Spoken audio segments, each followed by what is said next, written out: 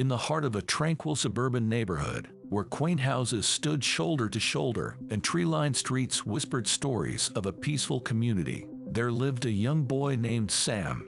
Sam was a vibrant 8-year-old, brimming with energy and a curiosity that knew no bounds.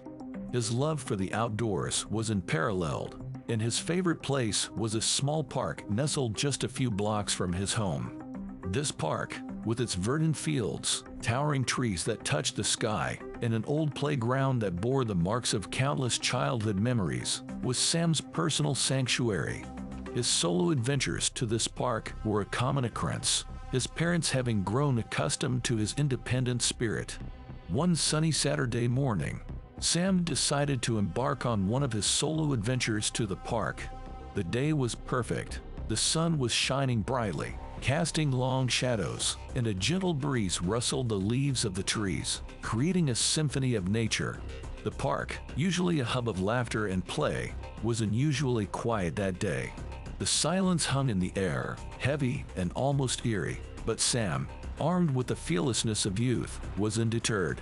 He made his way to the swings, his favorite spot, and began to play, the creaking of the swing the only sound breaking the silence.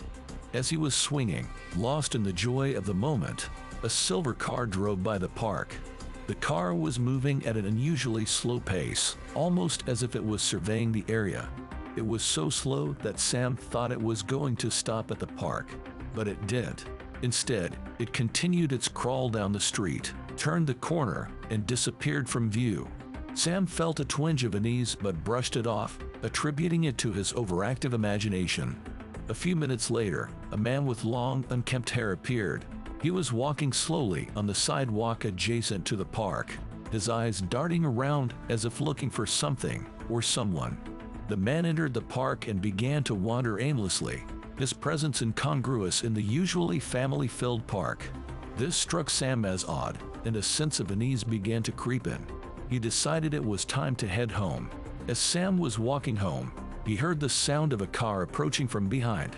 He turned around to see the same silver car, once again moving at a snail's pace. As the car passed him, he saw the long-haired man from the park behind the wheel. The man glanced at Sam, his eyes cold and emotionless. A chill ran down Sam's spine.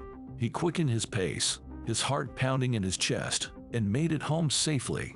Later that evening, as the sun was setting and the neighborhood was bathed in the soft glow of the streetlights, Sam noticed the same silver car creeping down his street. The car would drive slowly, disappear for a while, and then reappear, circling the block like a predator stalking its prey.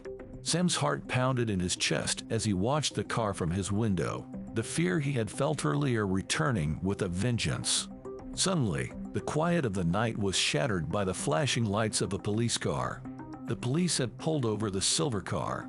Sam's parents, alerted by the commotion, called the police and relayed Sam's encounter with the man at the park. The police revealed that the man had been reported by another neighbor for suspicious behavior. He had been circling the block late at night, driving extremely slow. The man was taken into custody, and the neighborhood breathed a sigh of relief. In the days that followed, Sam often found himself wondering about the man's intentions. Was he planning to break into their house? Or was he up to something even more sinister? The mystery remains unsolved, but one thing is certain. Sam's solo adventures to the park came to an abrupt end. The park, once a place of joy and fun, now held a chilling memory that Sam would never forget.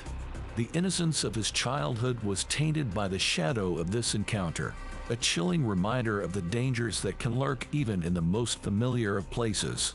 The once comforting silence of the park was now a haunting reminder of the day when the line between his innocent world and the world of unknown dangers blurred. The park was no longer a sanctuary, but a stage where the macabre dance of fear had taken place, forever etching a chilling narrative in the annals of Sam's childhood memories.